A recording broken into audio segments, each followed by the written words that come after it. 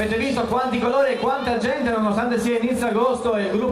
tanti gruppi erano decimati dalle sacrosante ferie, siamo riusciti comunque ad avere tantissimi ragazzi ad esibirsi qui per voi, quindi avviso già alle cucine che forse siamo un pochino più di 50 che avevo